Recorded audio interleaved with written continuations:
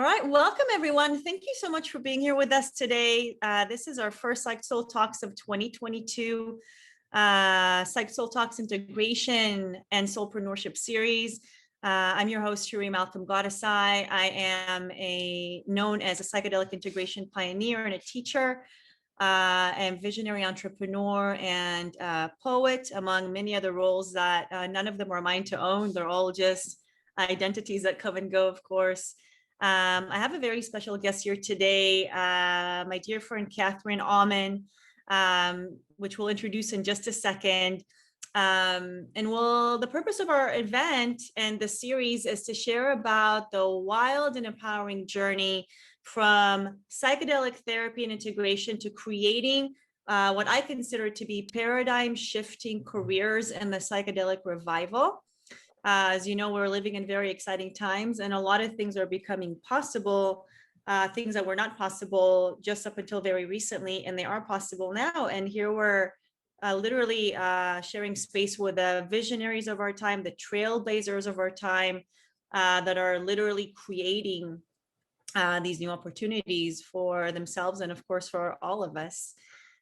So we'll talk about that, of course, and also share about the craft of psychedelic integration from a professional and a decolonized standpoint. So you'll get an inside view into stories of context, i.e. why we do what we do, and then we'll also learn the practical skill sets of how we do what we do. Without further ado, actually some housekeeping, disclaimer, very important. Any information that's offered in our talk series, of course, this is for educational purposes only. So do not in any way, shape, or form, we do not condone or encourage the use or purchase or sale of transfer of any illegal substances. And of course, those of you who are here live, please do not use this space to partake in any unlawful activities. Okay, so let's please respect our space. And of course, our speaker, which is again, Auman, licensed marriage and family therapist. She's a licensed therapist with advanced training in both traditional and spiritual psychology, with over 30 years of successful professional experience, helping thousands of clients. She has headed nationally based psychiatric programs, as well as work through alternative methodologies based on ancient traditions and wisdom teachings. So there's actually a lot here about that has not been said in the bio, and I'm sure Catherine will tell us more about it in just a minute, especially because today is Osho's, was it his death day or birthday today? Yeah. So we'll talk about that in just a minute. And she's also an author. She's written many books.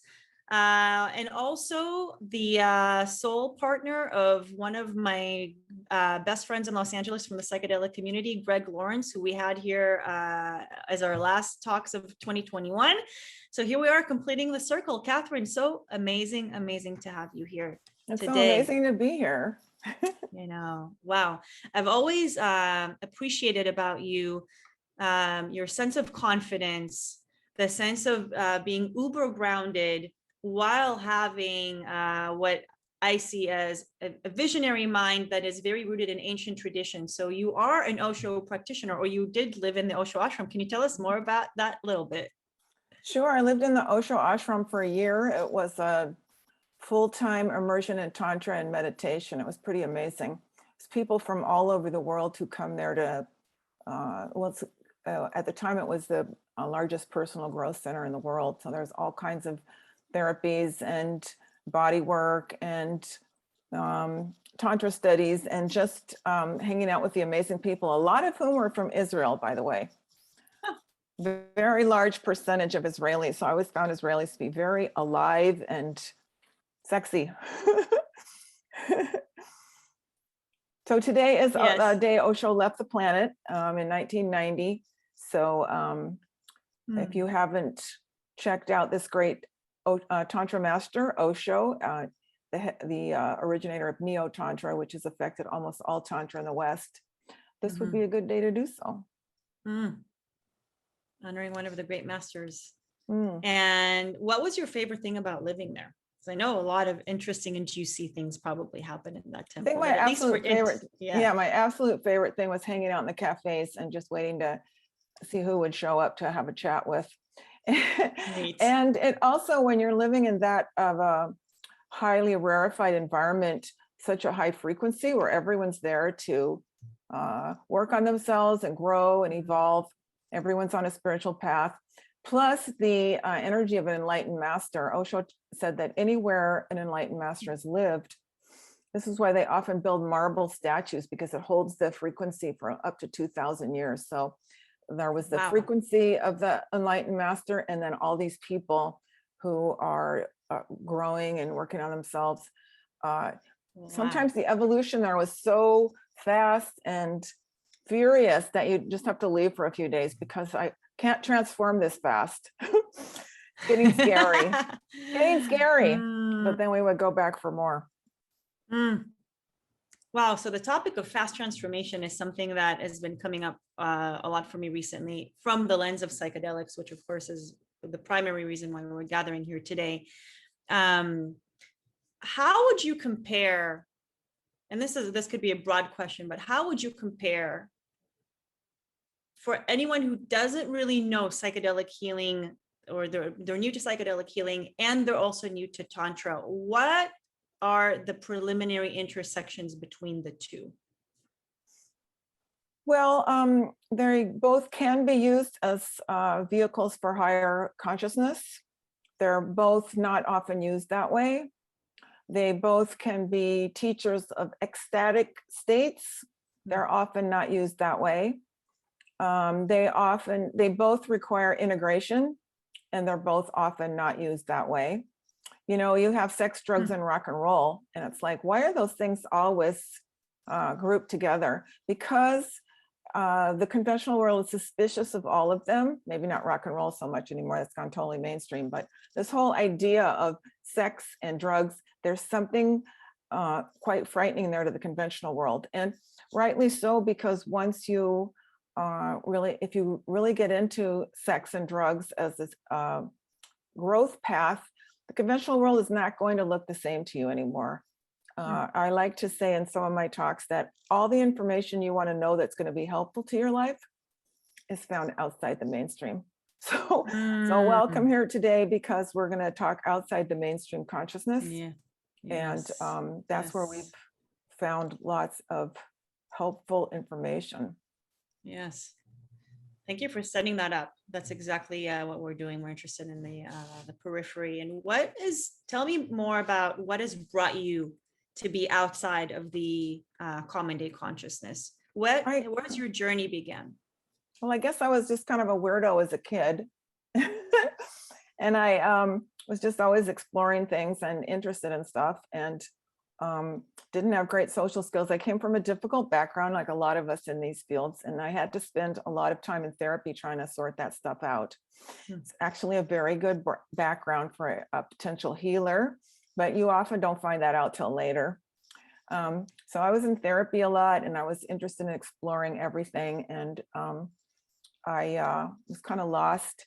And then I came upon this graduate school in transpersonal psychology, which kind of dovetailed all my interests in one thing. And I read this ad for the school. It was the only accredited school at the time in transpersonal psychology. I'm like, oh, that's exactly what I want to do. That's exactly who I want to be.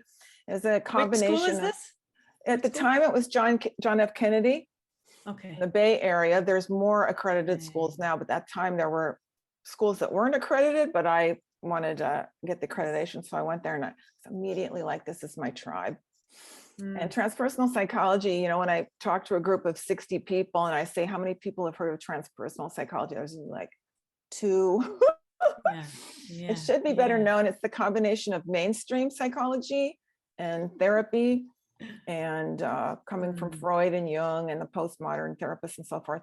And the combination of that and every other sort of personal growth path. So we looked into Eastern religions, shamanism, somatic therapies, body therapies, a little bit into the occult, and psychedelics. One of the founders of transpersonal psychology is Stan Grof, who was one of the original pioneers in LSD therapy, and he was conducting research in that before it became illegal. So we thought it was perfectly normal to study psychedelic therapy way back then. It was illegal as it is now, but it was very undercover and very much if you were, you're a weirdo if you're interested in that back then, but now, it's gone mainstream. So that was my path. I had to kind of stay undercover with that in the marketplace because you lost all credibility if you were a transpersonal therapist or if you're interested in spirituality at all. And in some arenas, even if you're interested in personal growth beyond the mainstream. So there's been a gradual unfolding. I had a particular birthday and I decided, I don't care anymore. I've built enough credibility. I'm coming out of the closet, coming out of the Which birthday does that happen? Which birthday does that happen? I think life really starts at 50, actually. So hang in there, people, because I've heard that. Yeah. My life was really miserable until I turned 50. And then it was like, oh, there's a rebirth. Actually, for the astrologers in the group, there's a Chiron return at 50. And it is like a whole new beginning. So then it was like, I don't care. I have a lot of credibility in my resume and I'm going out there. I put psychedelic integration on it wasn't called that then. I said I was, I attended a workshop with Ashley Booth and she's like, conventional people need to come out of the closet that they've done psychedelics. So I thought that makes sense. I'm going to do that. I put it on my website. I used to get about one call a year for people who wanted psychedelic integration. And then of course, when Michael Pollan's book went so like wildfire. Pollinated the people. Yeah. Yeah. Now we're just flooded with calls. So yeah.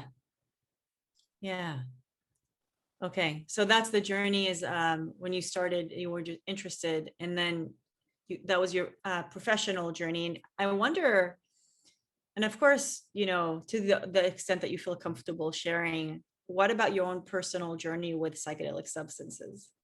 Well, I was, first of all, I think that an important part of my personal journey that might help some people also is that for a long time, I didn't feel like I was ready. So a lot of my peers and friends were doing it when I was in high school and my early 20s and stuff. I just felt like, I'm not really stable enough. And I was in therapy and I just felt like, I'm not really ready. And I think that's perfectly valid. Psychedelics are not for everybody. Yes. So I think if you really feel like you're not ready, that's fine. You can do it later or not ever do it. You can get psychedelic type experiences. And that's something I'm going to be talking about later in this talk. You can have psychedelic type experiences, not using drugs. So then I was in college and I did a little bit, very small dose. I was like, oh, wow. I could see because I've been studying spirituality for a long time. So I started to see and experience a lot of things I've been reading about. And then I got into the Grateful Dead. And then it was like, wow. And I started doing psilocybin and I got these experiences like, oh my God, God is in the body. Just these these visceral experiences of the divine in the body, which, I think a lot opened me up to Tantra. These visceral experiences. And, people think that's recreational use and look down their nose. And I would beg to differ. It's very, the Grateful Dead was very spiritual experience for most of the people who went. And fun too, what's wrong with that? And then just that my usage fell off for a long time. I felt like I had, for a long period of time, really learned what I needed to learn, and then you could come back to it at other times in your life. Yes, absolutely. And this is, yeah. And I really felt like my experiences, I felt like those experiences, my experiences working on locked psych wards with really mentally ill, insane people, calming them down, talking with them, helping people through all kinds of crises. Throughout my career, working with people who were very, very bad off. And as I said, having psychological crises or freaking out, or I felt like that really qualified me in a special way to be able to not be fazed by anything that psychedelics might bring up in someone else. So I felt like that was a special way special skills that I had to be able to bring to helping someone understand, helping someone not be afraid, first of all, of what's going to happen in the psychedelic space, but then also being able to help them integrate afterwards with what does that mean? Does that affect your sense of spirituality? Did we bring up some material from your psychological past? What kind of work would be really helpful for you now to not just, I mean, what's called recreationally, but the celebratory, expansive, ecstatic parts of psychedelic are healing in and of themselves. Ecstasy is healing. But then how do we bring that back down to earth? We talked a little bit earlier about the fast track, and a lot of people who call now they read Michael Pollan's book, they want to do one session of psilocybin so they don't ever have to go to therapy. Yeah. It doesn't really work that way. Oh my goodness. There's still, so there's you can get those big tastes, but then the work, that's just the beginning of the work. It's like, how do you bring this higher consciousness into daily life? There's this old saying, and I think it's Zen, where they say, after enlightenment, chop wood and carry water. So it's like, after you have these enlightening, ecstatic experiences, then you come back to, got to make your lunch, got to clean that closet out. You just got to do your daily life. And how do you infuse that, what you learned on psychedelics or any ecstatic experience? How do you infuse that into your life? Because what we often do until we understand that is we get really bummed out and depressed afterwards, because it's like, oh, I want that high again. That's called addiction. And when we just want to start chasing the high. And so how do we go through our life chopping wood and carrying water, as they would say, to infuse more love, more ecstasy, more higher consciousness, and share that with other people?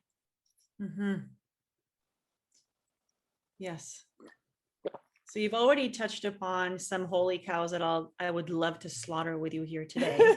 Okay. Number one, yes, the fast track, as you called it, that, I don't know who's exactly is like responsible for this. A lot of it, I feel, is the media. A lot of it is the Facebook ads that literally promise the fifth of, I think I've seen 16 years of therapy or 13 years of therapy in one retreat, which is bogus.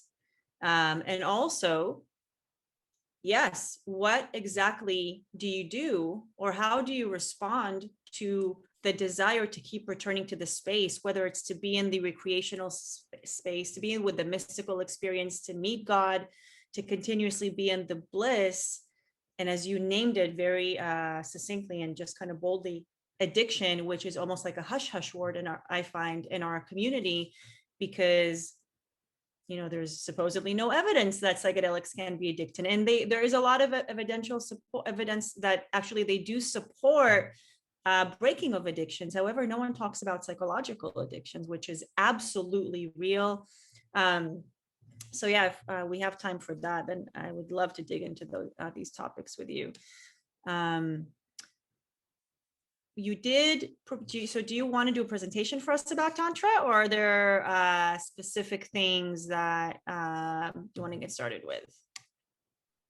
I didn't prepare a presentation, but I have a presentation in my head I can kind of go off of. Yeah, so let's do that. So let's put those holy cows on the side, and if we have time, we'll get back to those because those are important topics. I'm kind of wanting to get to them, so I'll do my presentation and then hope we have time. Yeah, absolutely. So let's get back to what we're here for. So psychedelics and Tantra. So you've given talks all over Los Angeles and all over the world, I think, for this topic. So introduce us. Okay, great. So first of all, people want to know, are you talking about doing psychedelics? Are you talking about having sex while you're taking psychedelics? And it's not basically what this talk is about, although we will say that there is some evidence. So I have a list of the psychedelic substances. And for example, if we start with DMT, that's not usually used during sex, although I asked the group that I was talking to if anyone had ever had sex on DMT, and one guy said, yes, I had sex with God. So oh, good one. not usually considered an aphrodisiac. If you get into like San Pedro and ayahuasca, usually not a sensual, it is very sensual space, but not usually a sexual space. It's usually done in groups and people throwing up in pails. So it's not usually conducive to psychedelic sex. If you get into LSD, there is some evidence. Some people will report, I love this quote from Timothy Leary, who's one of my personal heroes, but he did an interview with Playboy magazine, 1966 maybe, and he said, LSD is the greatest aphrodisiac known to man. And Dr. Leary, bless his heart, was quite the hyperbolist, quite the exaggerator. But anyway, some people will report great sex on LSD, but then on the other hand, you might be having a great sexual experience on LSD and then suddenly become entranced with the spot on the wall and you forget all about sex. So it's really unknown how that's going to be.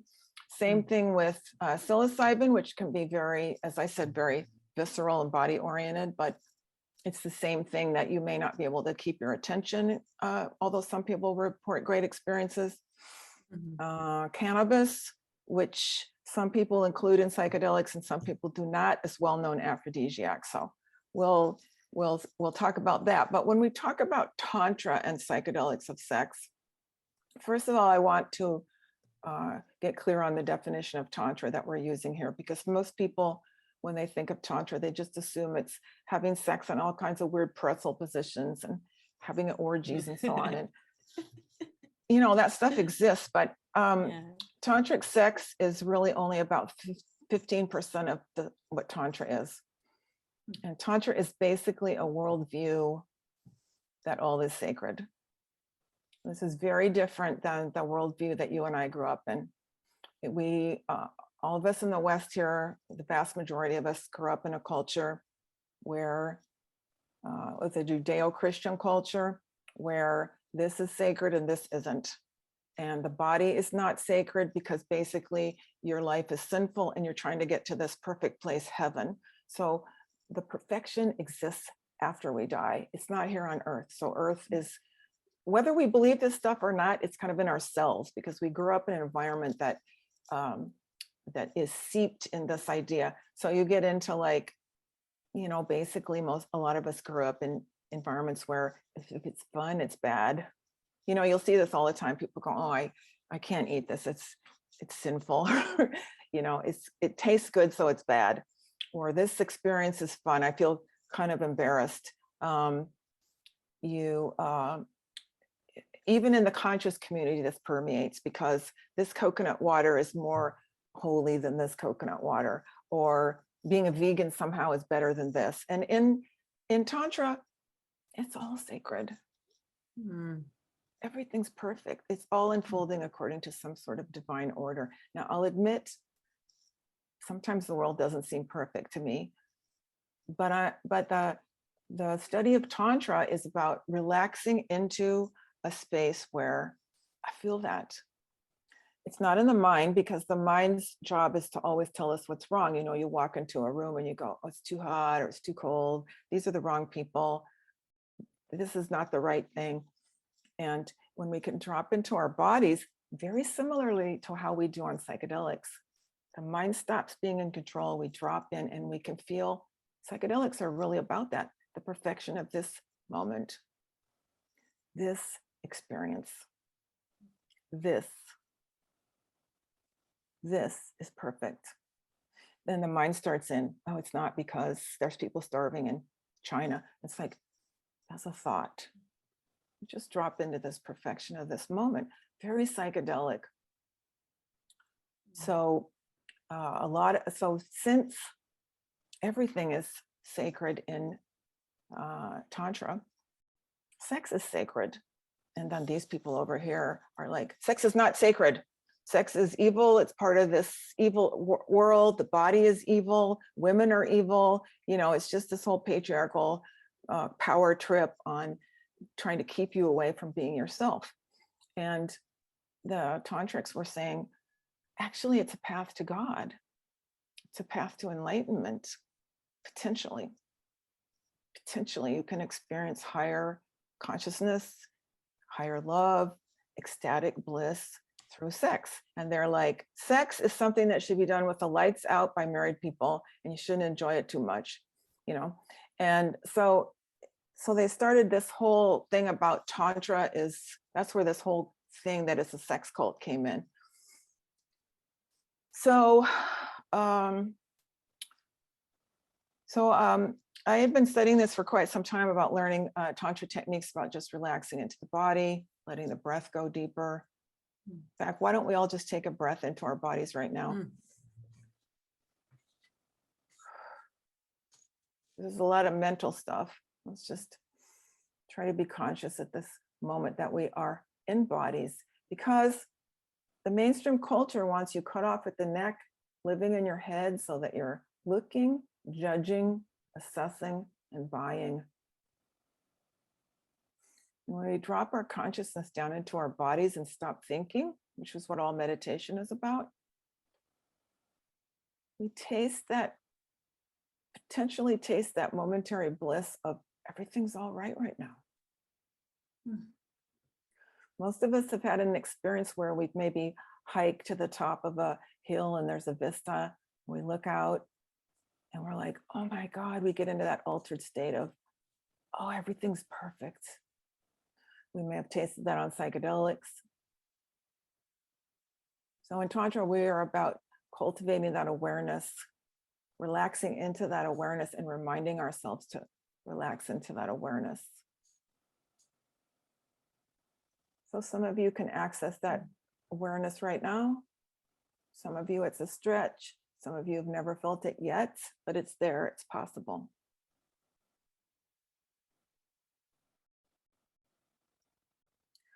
So when we challenge a lot of these ideas about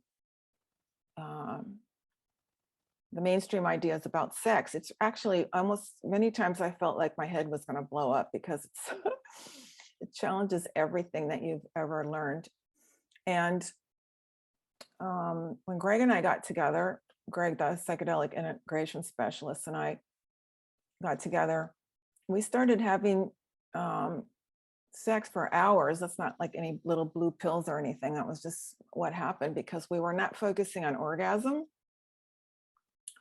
And you see, when you have orgasm, there's even graphs about this. You go up, your excitement goes up, and then it drops off and you're done. So the average length of time that people have sex worldwide is 3.5 minutes. I don't know where they get these statistics. Nobody's ever asked any of us how long we make love. That obviously is reproductive sex.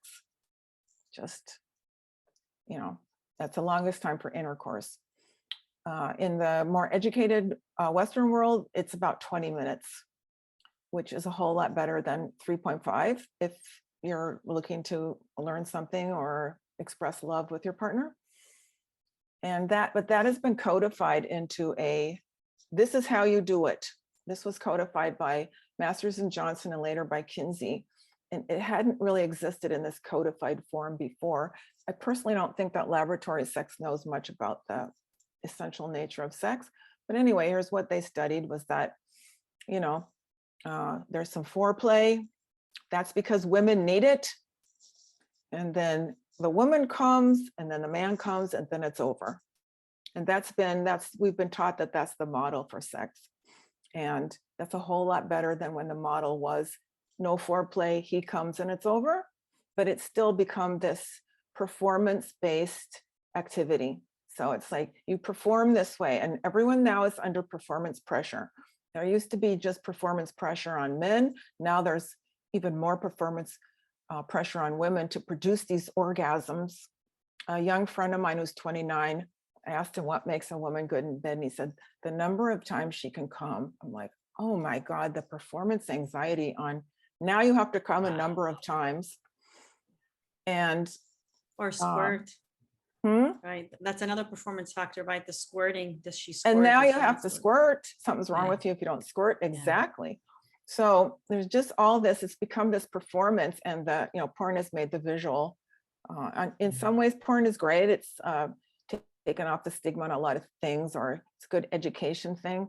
I didn't know what scissoring was. I went and looked on porn to see what it was, and so on. So we can educate ourselves, but obviously it's turned this into a whole performance where you have to act hot. I've had people come to my office feeling very deficient sexually because they don't, come immediately like porn stars do, or they don't, their girlfriend's genitalia isn't shaped right. It's like, believe me, it's shaped right. And so on. So Oh. all these performance issues that have come up. So anyway, in Tantra sex, we don't have that model. We don't have this.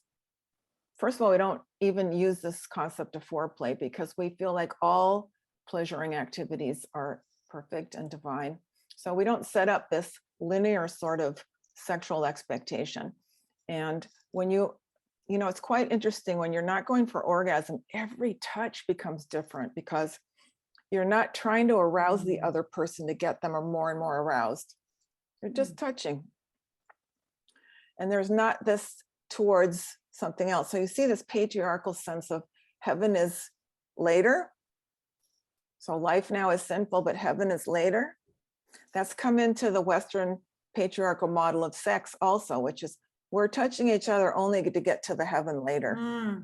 Later, not now. Wow. Later is divine, not now is divine. So it fits right in with that conventional patriarchal model.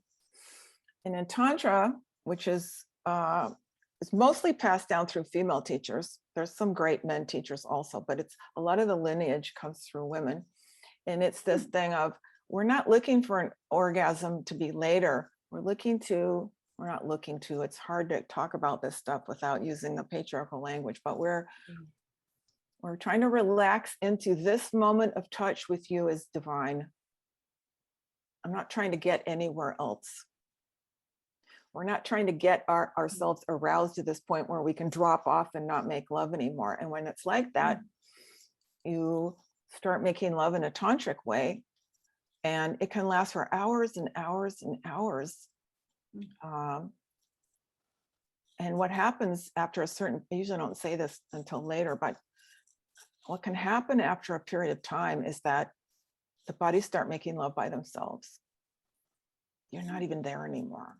It is the most amazingly psychedelic thing.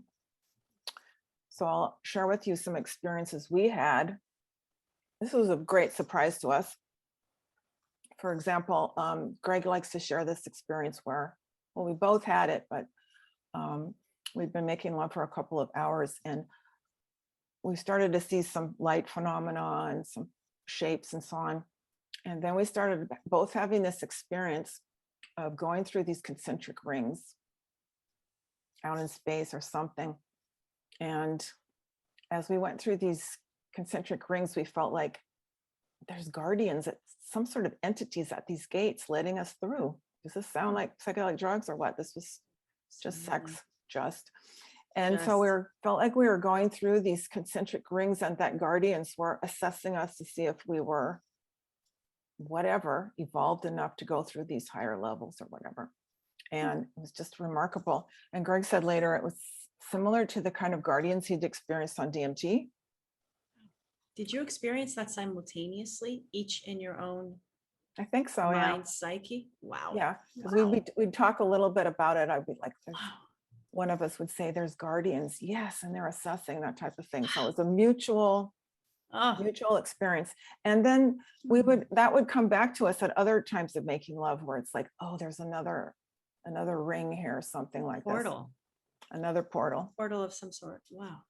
An experience I had, which is, these are kind of like trip reports, so I apologize, but I experienced this. So there's this thing of keeping your awareness to try to be in the ecstatic present moment.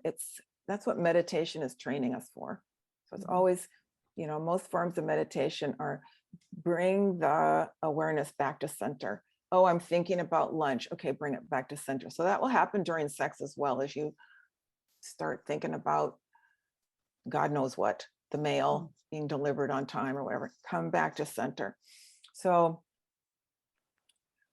all meditation, Osho said meditators make the best lovers because all of that meditation of bringing the mind back to the present moment is very beneficial in sex because, they teach men to recite the multiplication table so they won't come, and it's like, thanks for trying, guys, but we'd really prefer to have your presence, present. It's very beautiful that they do that, but so So I was, making love, being in the present moment as to the best of my ability. And all of a sudden I got this vision of the Milky Way. And you know how it's seen like this? And I saw it tipped on its side and it looked like a giant yoni, a giant vulva. And I was aware that there was a slit in the middle of the Milky Way and that was like a cosmic yin, yoni, we call it in Tantra. And I could feel how if you're exactly in that present moment, it's like a razor's edge, said Somerset Mom. That moment is psychedelic. If you can actually be balanced on the present moment, it is a psychedelic experience. And then I started thinking like, oh my God, this is so high. This is like being in India. And then the moment was lost because I was starting to have thoughts. Starting to think. And I got that cosmic revelation that, wow, this present moment, we don't have to do anything because it's in this moment. So psychedelics teach us about this present moment. It's all teaching us about, we actually have it in us to be there. So we were having these psychedelic phenomena happening. And I started taking notes and writing down, and I've never read this anywhere. So this is just my experience, our two people's experience. It may be written down somewhere. It may even be inaccurate, but our experience was it takes about 45 minutes of pleasuring each other for psychedelic, first of all, for the mind to get quiet. And I was really amazed because one day I was reading a Buddhist monk who said, well, in an hour of Vipassana, it takes about 45 minutes for the mind to be quiet. And I went, maybe that's a thing. Yeah. It's not a lot of evidence, me and one Buddhist monk, but so pleasuring. So if it takes about 45 minutes of pleasuring with your beloved or whoever you're partnering with, it takes about 45 minutes for the mind to be quiet. That means almost no one has had sex without their mind chattering. Just think of that for a minute. If you've had 20-minute sex, nothing wrong with it. 20-minute sex, great. Quickies are great. But if you want to have these more higher consciousness types of experiences, we would go beyond 45 minutes of pleasuring for the mind to get quiet. Then it feels like it's another level. It takes about 2 hours of extended lovemaking for any sort of phenomena to start. And what we found is after about 3 hours, the real crazy psychedelic stuff started for us. And 6 to 7 hours of making love is possible. A whole weekend. It just really depends on, first of all, creating the set and setting for that. We can talk about that in a minute. I just want to stop and see if there's any questions. And as I said, after a period of time, you're not doing the making love anymore. The bodies take over and the bodies don't want to stop.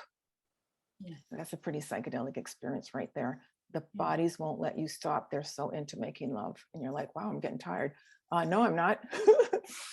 I'm not, because the body is still going and wanting to continue making love. It's amazing. I hope you all have that experience. Oh my goodness. Now that's a prayer for the universe. What's that? May we all have that experience. Yes, I hope you do. Transcendental. Yes. Thank you so much for sharing that. And I couldn't help, as you are reciting these so-called trip reports, these observations, that this is literally, as I hear it, Tantra is a mindfulness practice, right? It's a practice of being in the moment through a connection. Part of it, it's also an embodiment practice. Right. It's because it's living in the body, which no other tradition is really about that.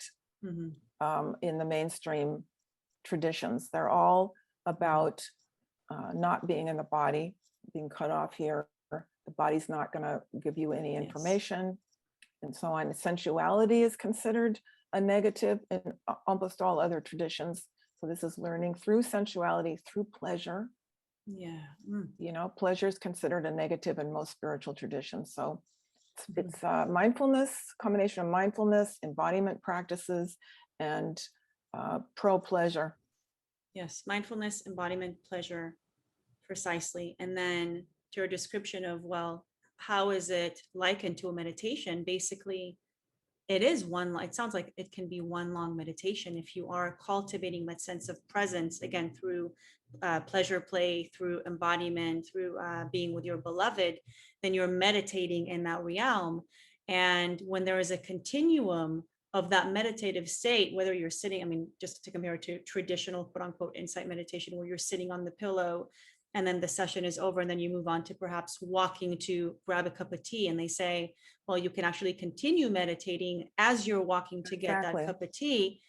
And it's the same thing. And in that regard, if we're coming back to our core topic of integration, which, what is integration? It's an embodiment practice of this, what has been achieved in the psychedelic states and the peak psychedelic experience. So integration is the continuum practice of the psychedelic experience in this world, in this earthly dimension.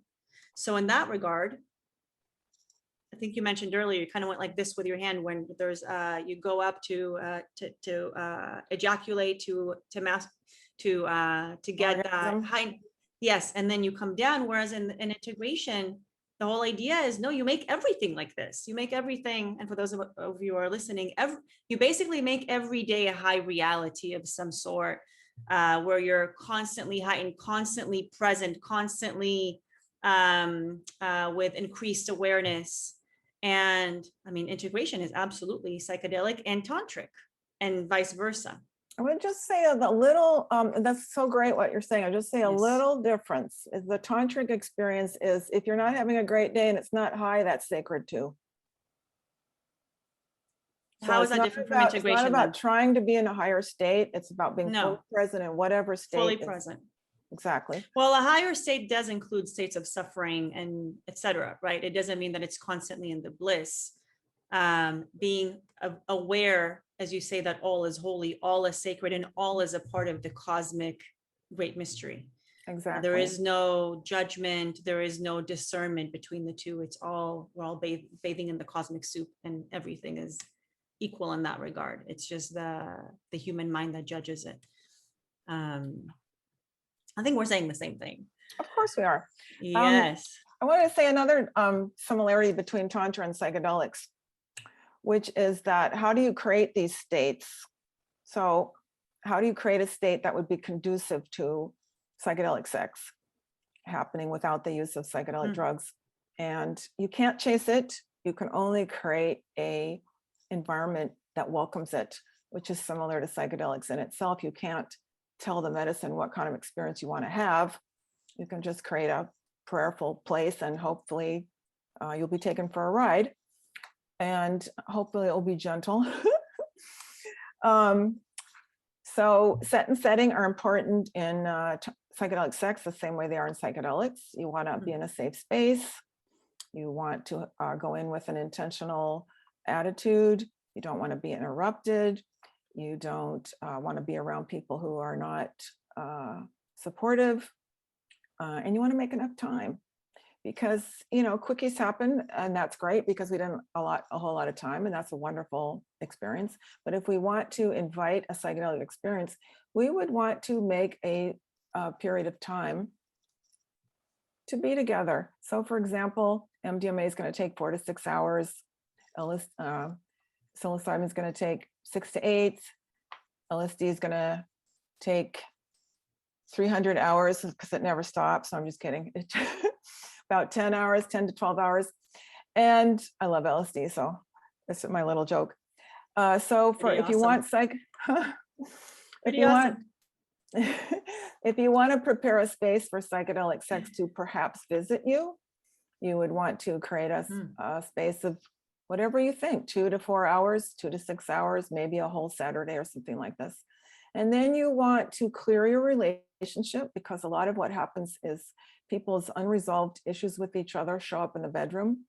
And that shows up as, I don't really feel like it, or I'm kind of done now, or, you know, all these kinds of feelings. So you want to have a conversation and clear up that you're still upset about your partner not cleaning up after themselves this morning, or that rude thing they said last week, or just talk those things through. You might want to make a playlist, just like for psychedelic trips. I have a couple playlists you're welcome to sample on YouTube and one on Spotify. We found that, most music considered sex music is trying to get you up to that high arousal and orgasm. And so music that we found we like is more meditative. It's maybe at a hertz level of heart opening, sometimes chanting, no words.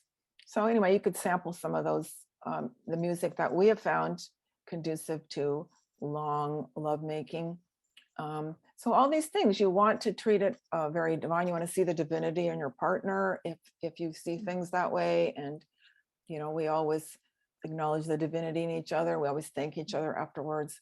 So you just make a sacred space and start protracted pleasuring, reminding yourself to stay in the moment and see what happens.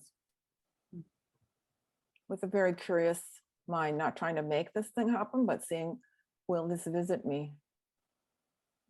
Because what happens is, instead of having an orgasm, you catch a ride on the orgasm wave and you just surf the orgasm wave.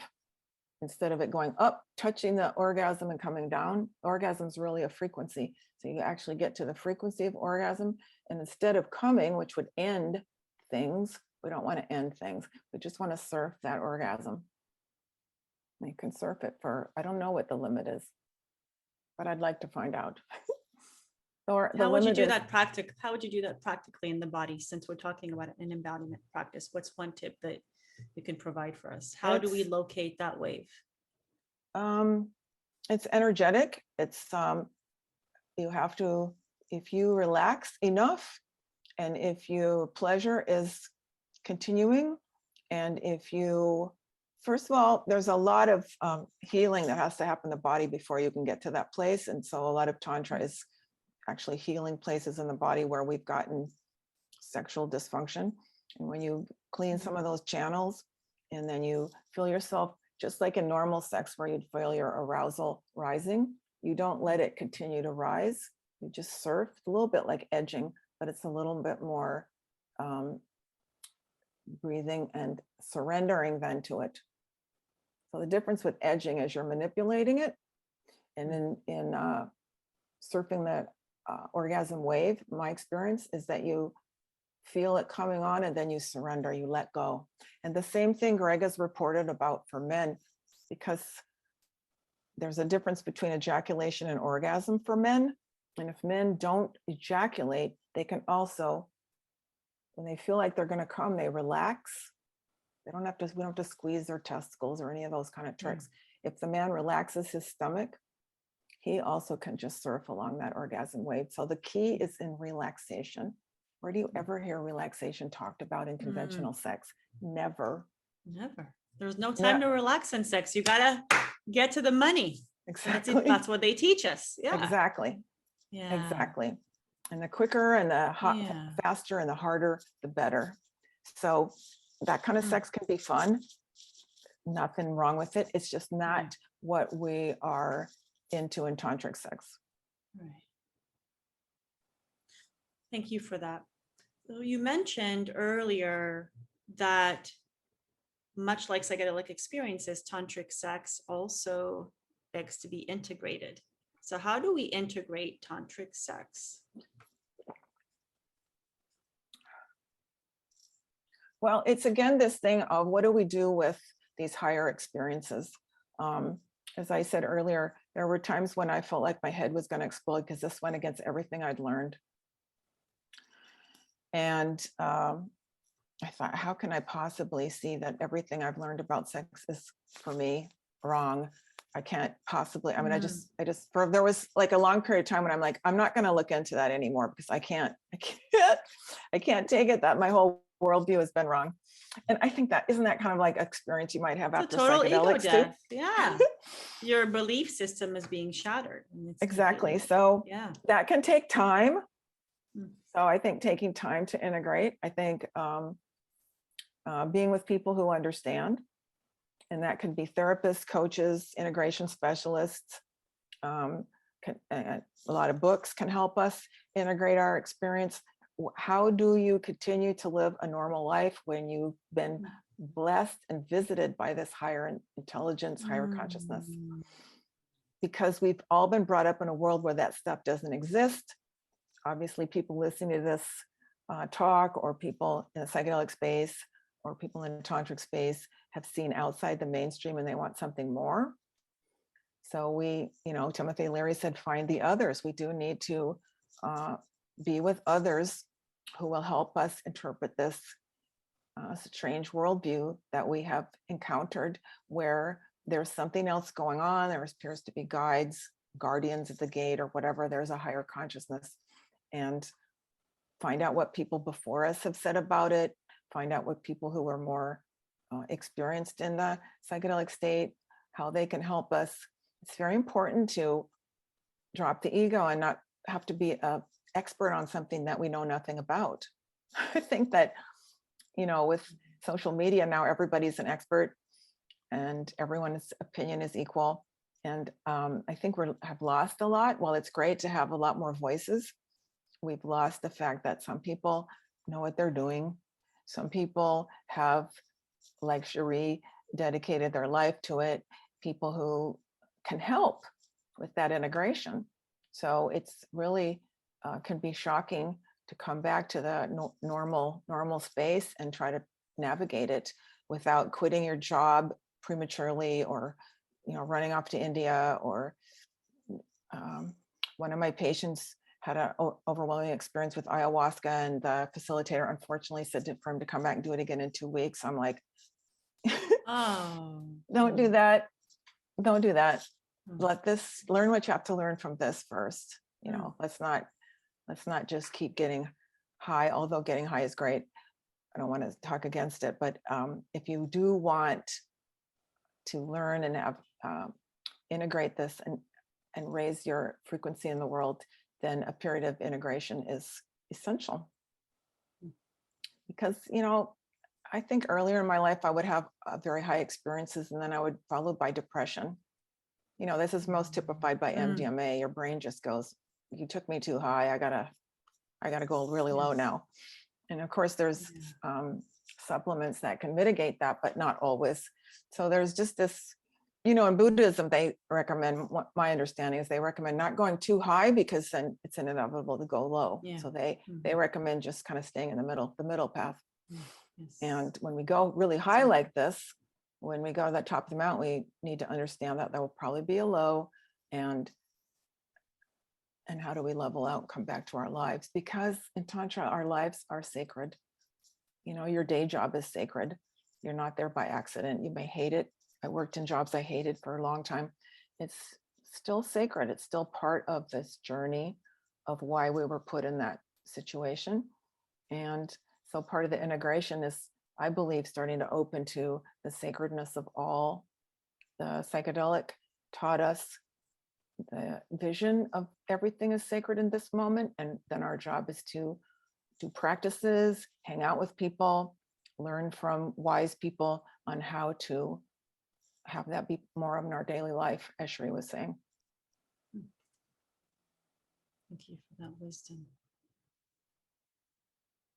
Thank you. And we don't have much time left. One more specific question about Tantra and integration. So we've talked about how they can be similar. And I wonder, when would you recommend, if you would recommend at all, to use Tantra specifically as an integration practice following or in preparation for psychedelic experiences? I think they're two separate things. They are similar, but I don't think they're particularly related in the way that you would use one to get to the other. I think they're both leading to the same place, which is higher states of consciousness. I think that for example, after MDMA, I often recommend people to take MDMA to learn something about tantric sex, because on MDMA, men almost always can't ejaculate, and you'll go to these chats and they're all upset about it. And I'm like, well, that's good. what else can you do? Yeah. Or they can't get hard, or women can't orgasm, is they can't come. And that's like, well, that's good. Let it be your teacher. Don't just say we can't have sex. Just let MDMA be your teacher. And I know, having sex on MDMA for myself, a sort of breathing started happening that I had never experienced before on this wonderful medicine. And that breathing still comes to me now during sex. So that was a gift from the MDMA that has stayed with in the integration of, oh, thank you for teaching me this breath. You didn't teach me, you allowed it to happen. And that often comes up now when I surrender enough into a sexual space. So I think there's things we can learn if we take psychedelics that's going to enhance our sexuality if we are open to that happening. Yeah. I mean, I'm thinking in the case of, for example, and I'm thinking out loud here, when sexual trauma comes up in a psychedelic experience, some integration practices, of course, after, there needs to be some deep work done around holding the trauma, preferably working with a clinician, unpacking if there were any specific events that led to that trauma. And then, of course, there is the body and learning how to return to the body. Of course, if we're talking about victims of sexual abuse, which may be refraining altogether from sexual conduct, then I wonder if actually the tantric aspect, as you're describing it, as a presence practice, as a practice of embodiment, can be used to support integration of sexual trauma that came up on psychedelic experience. It can. We have a lot of techniques for healing the trauma that's in the body, very gentle techniques. But I really think the most important thing for survivors of sexual abuse, sexual assault, is to go slower than you want to. Don't try to force any kind of healing. You've already been forced. So I really think it's about empowering the abused individual to be able to say, no, slow down. I don't want that. I don't want to perform, to help them get away from the performance model and help them be with a partner in a way that is slowest, gentlest, most lovingest, and not try to force any sort of sexual normalcy, but to really be able to start from the beginning and saying, I want it this slow. I don't want you to enter right now. I do want you to enter now. I don't want those fingers there or this. And slow, there's so many forms of healing that are trying to force people to get better. And this is really re-traumatizing, re-abuse of a person. So instead of trying to force, we always want to just go help this person have their own volition about their life and not repeat the trauma of forcing something on someone. There was something they said in graduate school that I've always held on to, which is before you tear down a fence, find out why it was built. A lot of internal fences, a lot of people think the model is tear all down all those fences inside. It's like, no, some of them are holding in, some of them have a good purpose. Yes. You don't want to tear those all down and let the cows out, so to speak, because they're there for a reason. And healing is often slow, and it's often slower than the ego would like it to be. But there's a divine purpose for it being slow, and that's so we don't get re-injured. So yes, there's sexual abuse healing techniques in Tantra that I hate to say that they have been abused. And so I think the Tantra community now is very aware that this is potential for abuse and needs not to be used such. Thank you. Maybe there's a room for an entire talk specifically dedicated to sexual healing through psychedelic experiences and integration. If you'd be interested, maybe we That'd can be great. have that in a separate chat. Awesome. Sure. Awesome. Is there anything else that you would like to leave our audience with? Tell us a little Can I bit talk more about my books? Yes, absolutely. Please. So I wrote this book called Tantric Dating. I just realized I brought the proof copy. This book I wrote about my how I used the principles of Tantra to find my true beloved, because I had a long history of relationships and a couple of marriages, and I just really never found the perfect person. And so I just decided I'm going to use the principles of a Tantra to find my perfect partner, which I found someone so far beyond perfect. It's amazing. And so I wrote this book to help people. I started doing these monthly workshops, which are quite popular, and here in Los Angeles. And I was really surprised. A girlfriend called me up and she goes, "Did you know this book has been named one of the best dating books of all time?" I'm like, no, I had no idea. So I wrote this book. And then recently, just 2 weeks ago, I put out the second book in the volume. This is also, you can see a proof copy because the physical copies haven't been released yet. But this is the follow-up on Tantric Dating and Tantric Mating. And there's going to be a third one called Tantric Relating. So this is more of the principles about what do you actually do in a tantric relationship. There's a little bit in here about tantric sex that I've talked about today. And as I said, the print book isn't out yet, but the ebook is up, and it's going to be 99 cents for a few more days for anybody who wants to write me a Amazon review, because that really helps an author. So if you're interested in this, you can go grab it. The series is called the Tantric Mastery Series. And so hopefully this would be something, if this is a topic that interests you, you can read this in 45 minutes. Hopefully that would be something that you could go further with your learning. Awesome. Yes. Thank you so much. And you also have other books that you've written about everyday mindfulness. And so, yes. Yeah, Catherine is quite the wealth of knowledge in everything spirituality, transpersonal. And it's been such an honor to have you. How can people keep in touch with you? You can, my website is CatherineAuman.com. Are you going to have the information in the show notes? Yes. Yeah. Okay. We'll have And that in then, the show notes. and then I have a YouTube channel you could make use of. There's lots of videos on there, and you can find me on social media, pretty much everywhere. I have a newsletter I send out twice a month. So if you are interested in the workshops we're doing, because my husband and I teach Tantra together, we would love to stay in touch with you that way. Awesome. Yes, and I highly recommend. I've attended one of those day-long workshops myself with my own husband, and it was a pleasure. We've learned so much. Oh, thank from you. both so Catherine and Greg. Yes. And what's your favorite song, Catherine?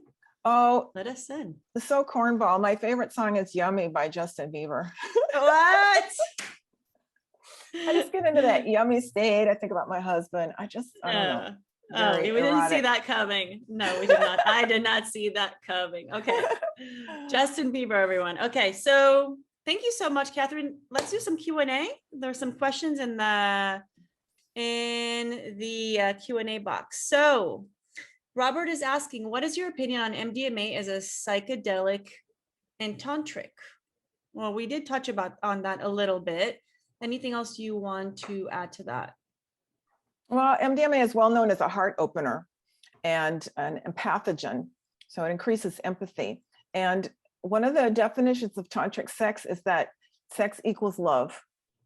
And that is not the definition in conventional culture. Sex does not equal love. In fact, supposedly, men want sex and women want love, and there's this big war going on. And I don't experience this at all, but we're continually being sold this mindset, which to me is very anti-male. I could do a whole podcast on that, but in Tantra, sex equals love. And MDMA teaches that heart-opening love and empathy. And so in Tantra, even if we have a one-night stand, love is present. That's our intention. It's with long-term partners, short-term partners, one-night stands. There's an attempt, not an attempt, that sounds like an effort, but there is an opening to love even with a stranger. And that is the lesson of MDMA, isn't it? Opening our heart even to strangers. So it's definitely correlated. Yes, thank you for that. MDMA specifically, because it's considered not a classic psychedelic, but an empathogen. I mean, I would say that a lot of drugs are drugs, psychedelics, psychoactive substances. They do tend to induce a sense of mindfulness, not all of them, but MDMA specifically, as Catherine mentioned, does have that heart opening quality. And therefore it does make you want to connect with others. I feel potentially more than with other plant medicines, other psychoactive substances. And it's also used in couples therapy, right? Which I think you also, Catherine, do you do couples therapy in your clinic? Yes. Without psychedelics, that is, of course. Well, we don't do anything illegal, yes, of yeah, course. nothing like that. Yes. But I do a whole separate talk on how MDMA could be good for couples therapy. Again, taking MDMA is not going to solve all your problems. But if there's a blockage in the heart empathy connection, then that could be beneficial. And then it has to be integrated back into the couple's relationship. As both as individuals and as a couple, I might add to that, because there are, even if you're doing couples therapy work, you still have to do your own, each person in the dyad will still have to do their own separate integration work and then get back together to the third entity, which is the relationship, which is where more work happens. All right, so we're going to end. We always end with the foundations of the Psych Soul, which are inspiration, action, community expansion. So I invite everyone right now, wherever you are, to root down into your body and breathe in one takeaway from today's conversation. What are you walking away with from this event? Name it. You can also put it in the chat if you wish. And then in your next inhale, name one way that you can commit to integrating this takeaway into your life.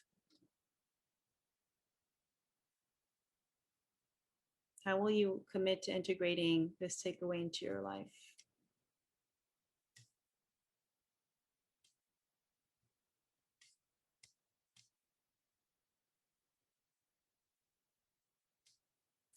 And then finally, bring into your consciousness one person that you think will benefit from joining our community, and you can share the recording link with them. We'll have the recording available to you by tomorrow. So share the recording and expand our community. And thank you again, Catherine. It's been such an honor to speak with you. I'm looking forward to our next conversation. Much love to you and your beloved. I love you both so much. And we love you too. Thank you. Thank you. Thank you so much. Goodbye, everyone. Peace and blessings to you all.